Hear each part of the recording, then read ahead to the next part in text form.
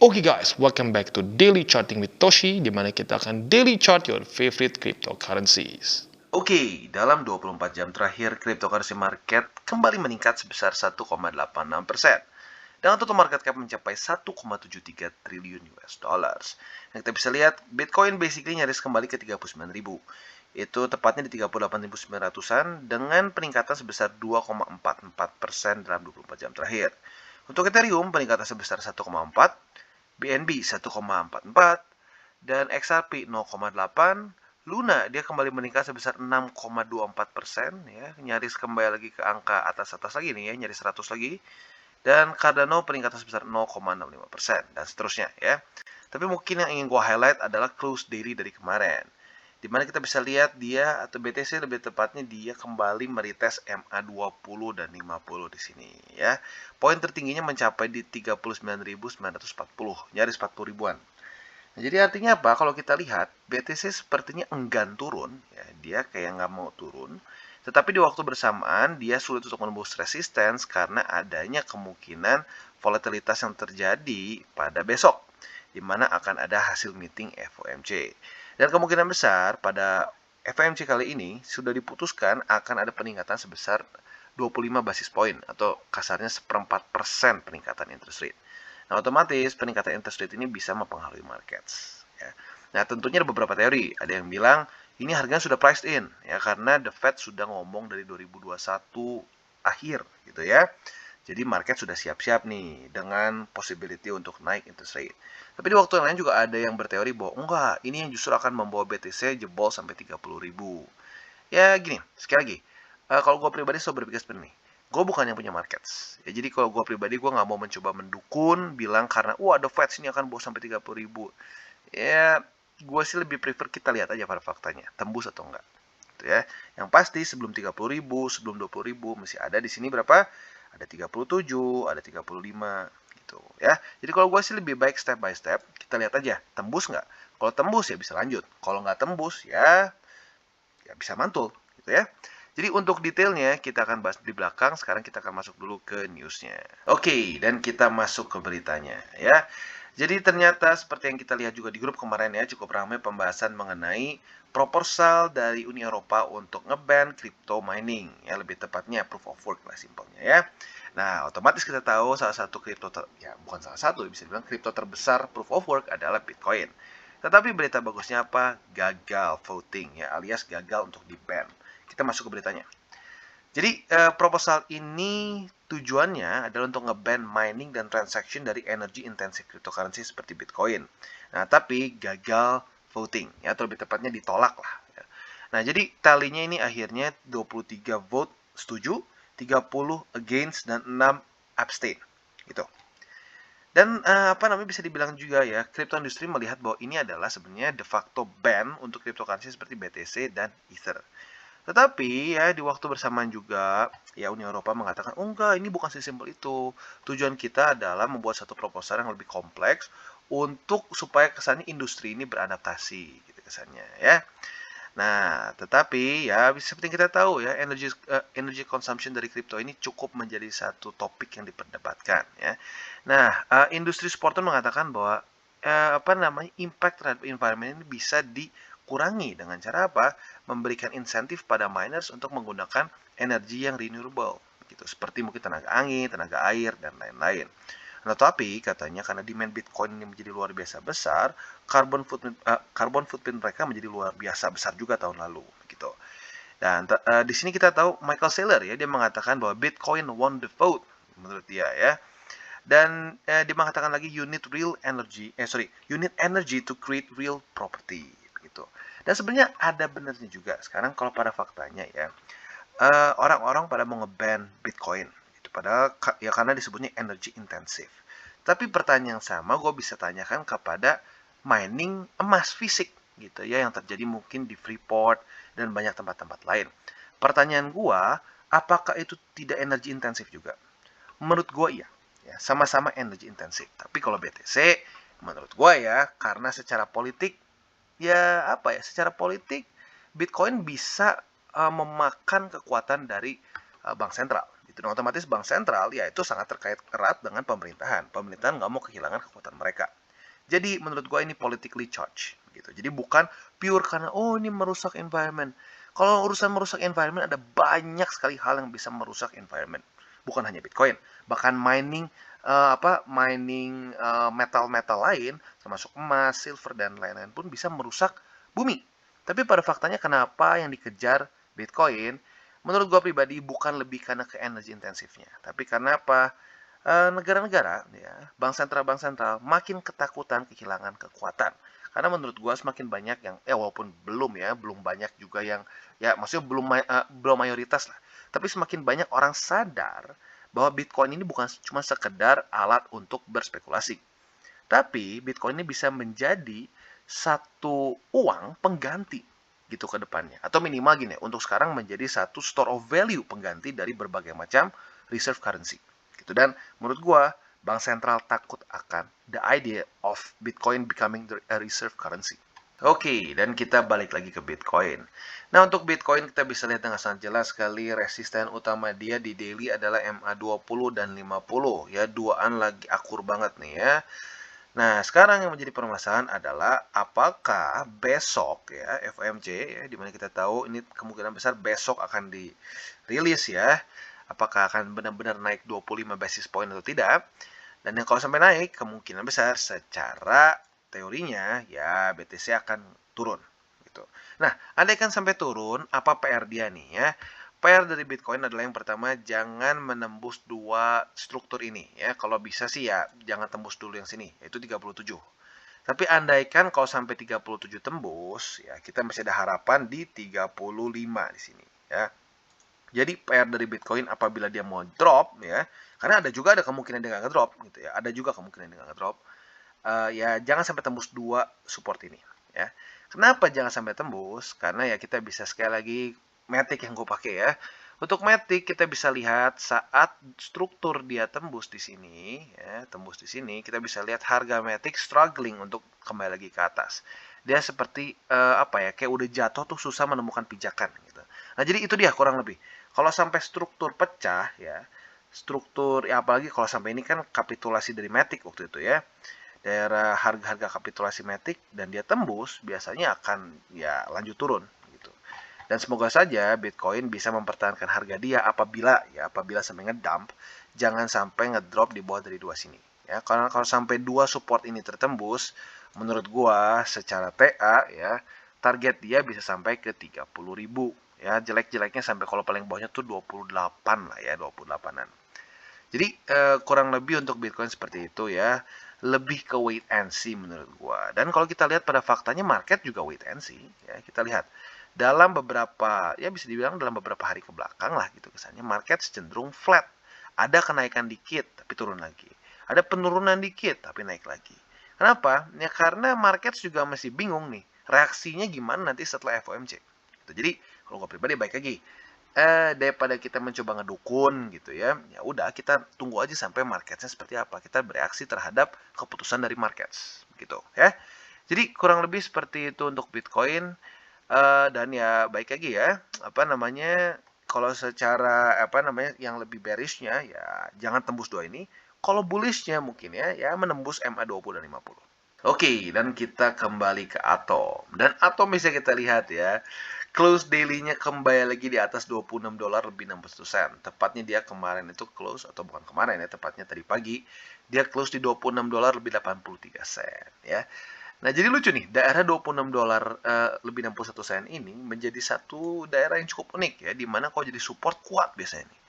Tapi kalau udah jadi resisten, kayak tempe ya, gampang banget tembusnya. Jadi ya kalau kita yang main spot paling suka support-support seperti ini ya, karena kalau sampai dia ketembus pun recovery ketembusnya gampang lagi sebagai resisten ya, karena sering gue bilang ya pada faktanya sering yang terjadi kebalikannya, support kuat berubah menjadi resisten kuat.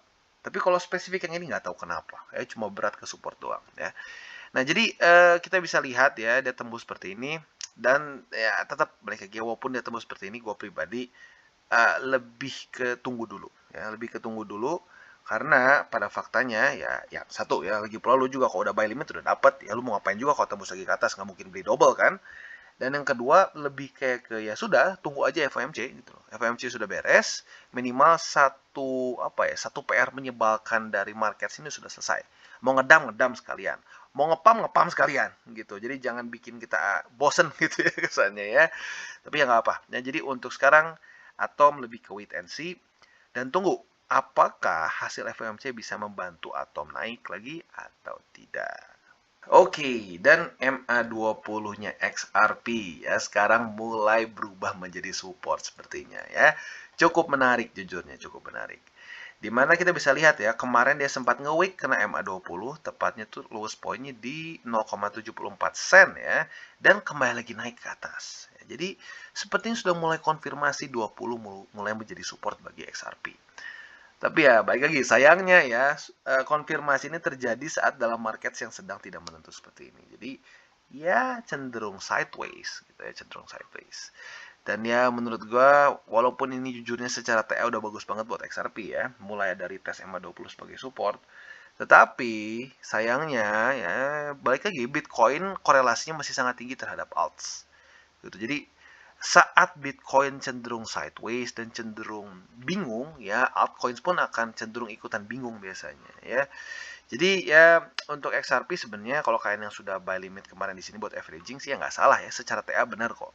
Tinggal kita lihat nih apakah dia apakah dia dibanting atau kalau dikesannya bahasa di grup tuh di smackdown oleh BTC kalau sampai dia ngedrop atau tidak ya baik lagi.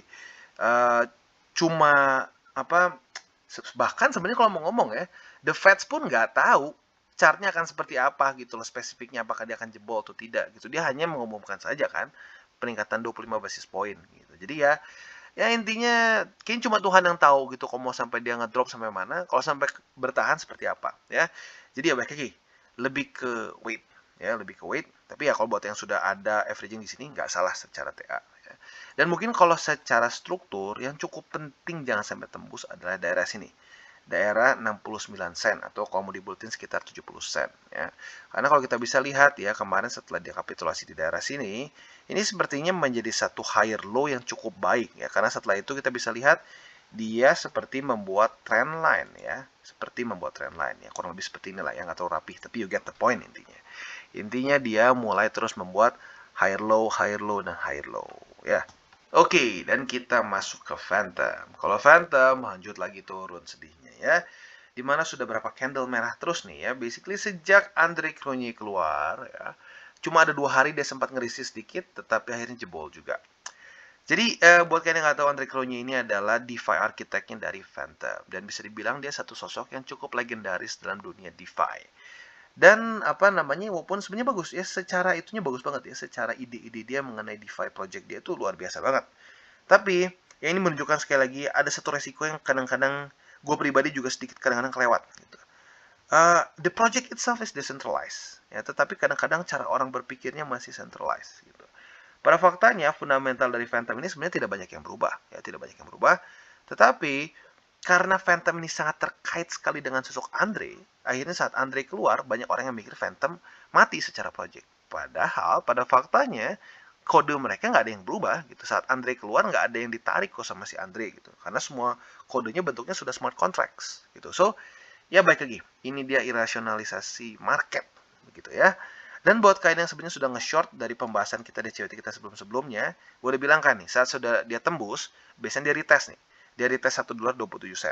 Nah, bisa pertimbangkan untuk short.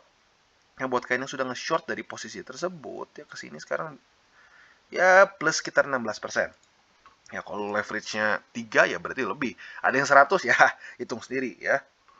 So, untuk Phantom gue pribadi sih, kalau gue pribadi, buat lu yang pasang short gitu kesannya ya, bisa pertimbangkan untuk TP di daerah sini.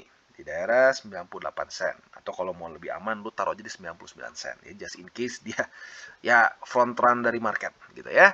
Jadi kurang lebih seperti itu untuk Phantom. Dan sekali lagi ini, Phantom menjadi satu pelajaran bagi kita. Mungkin satu kritik yang sering dilancarkan oleh Bitcoin maximalist ya.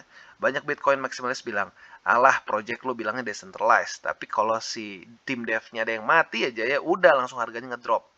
Ya, tapi akhirnya benar juga dipikir-pikir ya, itu satu poin yang harus kita pertimbangkan juga.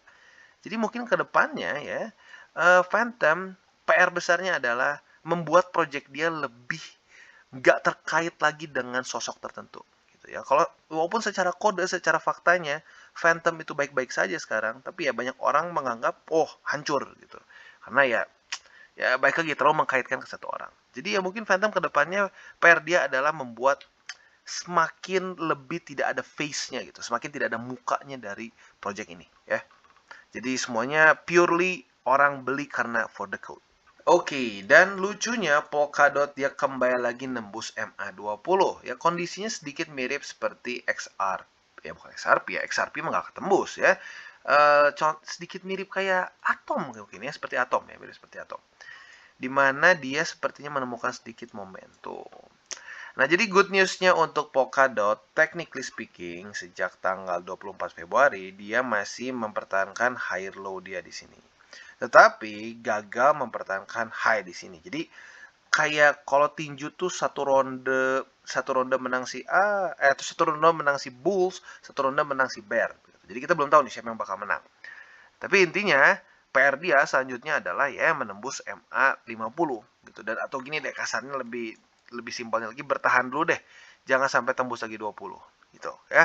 So for now untuk Polkadot itu dia PR-nya, dan ya kalau sampai skenario terburuknya BTC drop ya, kalau bisa jangan sampai dia itu tembus daerah $15 di sini ya. Kalau dia ingin mempertahankan momentum sekarang. Karena kenapa? Kalau sampai tembus $15, kita bisa lihat secara struktur besarnya, ya dia membuat lower low yang lumayan ya. Dan kalau sampai tembus di sini, kita bisa lihat ya target selanjutnya otomatis $10.89, which is adalah struktur di sini. Dan kalau seperti itu ada possibility dia bisa double bottom gitu. Jadi kurang lebih untuk Polkadot seperti itu. Sekali lagi gue ulangi, PR dia adalah mempertahankan MA20, itu yang pertama dulu. Dan yang kedua, apabila dia bisa pertahankan, yaitu adalah tembus MA50 dan membuat higher high. Jadi kurang lebih seperti itu. Dan kalau mau pasang buy limit di $15, boleh-boleh aja sih sebenarnya ya. Tapi jangan terlalu gede ya, gue saranin jangan terlalu gede, karena baik lagi sekarang dalam kondisi BTC lagi dalam posisi galau ya, galau dengan FOMC meeting. Oke, dan AVAX. Untuk AVAX kita bisa lihat ya, kemarin membuat spinning top ya, bullish spinning top. Artinya apa? Galau ya, artinya galau, dia bingung antara mau naik atau turun. Nah, jadi untuk AVAX sepertinya ya kita bisa putuskan ya, for now target dia tuh sepertinya lebih ke daerah sini ya. Kita kasih mark dulu, yaitu di daerah $59 lebih 84 sen, atau kalau mau lebih gampang di $60. Ya, jadi ya baik lagi karena pecah struktur sebenarnya ya. Makanya struktur ini lumayan penting gitu. Karena ya, dan ya kenapa kalau lu nanya gitu, gua suka banget bahas struktur karena ya pada faktanya saat tembus gitu ya, mau support mau resisten, seringkali itu mengubah dari momentum si aset tersebut gitu ya. Sebelum dia pecah momentum, dia seperti masih ada perlawanan. Tapi pas sudah pecah momentum seperti loyo gitu loh. Seperti loyo dan bingung gitu mau kemana. Bahkan arguably kalau kita mau ngomong ya di sini nih. Ini struktur nih ya. Kemana tembus kan? Kemarin pada tanggal berapa sih ini? Ya, tanggal 13 tembus. Kemarin langsung retest. Retest dan gagal nembus lagi. Gitu loh. Jadi ya itu dia ya. Itu dia pentingnya struktur. Dan ya overall sekali lagi gue ulangi ya, untuk AVAX sepertinya menurut gue for now ya, target dia ke daerah $60. Jadi buat kalian yang ingin tambah posisi AVAX, kalian boleh pertimbangkan di daerah sini gitu. Dan kebetulan ini bukan cuma struktur saja, di sini ada Fibonacci support juga. Dan kalau mau ngomong lagi, di bawahnya juga ada daerah struktur lagi. Jadi sebenarnya double sih di sini ya. Antara sini sama $54. Kalian mau bagi juga boleh, terserah ya. Jadi kurang lebih seperti itu untuk AVAX. Oke, dan untuk Luna. Sepertinya Luna masih malu-malu dengan MA20 ya. Kemarin udah mau kena ya, tapi akhirnya nggak kena juga begitu. Nah, tetapi hati-hati, jangan sampai FOMO ya. Karena kalau gue lihat sekilas, ini polanya sedikit mirip seperti di sini ya. Di mana dia all time high, dia turun seperti enggan kena MA20, lalu dia ngepam lagi naik, nggak ngepam sih, lebih tepatnya dia rally lagi, tetapi kita bisa lihat dia udahnya ketemu momentum dia hilang dan kembali lagi koreksi Jadi ada kemungkinan pola seperti di sini bisa terjadi lagi di sini, ya, alias membuat apa? Lower high. Ya. Dan tentunya lower high adalah pertanda dari pelemahan momentum si aset tersebut, ya. Jadi untuk sekarang jangan terlalu tergoda dulu untuk beli di posisi ini, ya. Kalau gue pribadi sih tetap ya konservatif aja, tunggu di MA20 minimal, ya, minimal tunggu di MA20, yaitu di $85 lebih 85 dolar lebih 82 sen, ya. Nah, andaikan sampai jebol, siap-siap target selanjutnya adalah $75 lebih 11 sen, which is ini adalah tadinya resisten, ya, resisten yang berubah menjadi support. Jadi kurang lebih seperti itu untuk Luna, ya. Bersabarlah, ya. Kadang-kadang gue ngerti dalam posisi seperti ini gatel, ya, aduh kayak pengen buka posisi. Tapi ya itu masuknya ke monkey brain, gitu ya. Kalau monkey brain ya biasanya unprofitable, gitu, ya. Jadi gue ulangi lagi, bisa pertimbangkan di MA20 di daily, yaitu di $85 lebih 82 sen. Atau bisa juga kalau kalian lebih konservatif lagi, bisa aja taruhnya di $75 lebih 11 sen. Oke guys, jadi itu adalah akhir dari segmen DCWT kita pada hari ini. Dan jangan lupa bagi kalian yang merasakan manfaat dari segmen ini, jangan lupa untuk share ke teman-teman kalian. Dan apabila lu pengen mensupport channel kita, ya TCI, jangan lupa untuk menggunakan link referral kita di bawah. Nggak wajib, ya, tetapi apabila lu menggunakan link referral kita di bawah, ada macam-macam, ya, dari Bybit, Huobi, Maxi, toko kripto, dan banyak lagi, ya. Ya, walaupun nggak wajib, tapi kalau menggunakan link referral kita, lu secara langsung membantu perkembangan dari TCI. Dan satu lagi, jangan lupa juga untuk join Telegram group kita, di mana kita bisa ngobrol-ngobrol santai mengenai dunia cryptocurrency secara dua arah. So, jangan lupa untuk like, subscribe, klik the bell icon, and see you on the next video.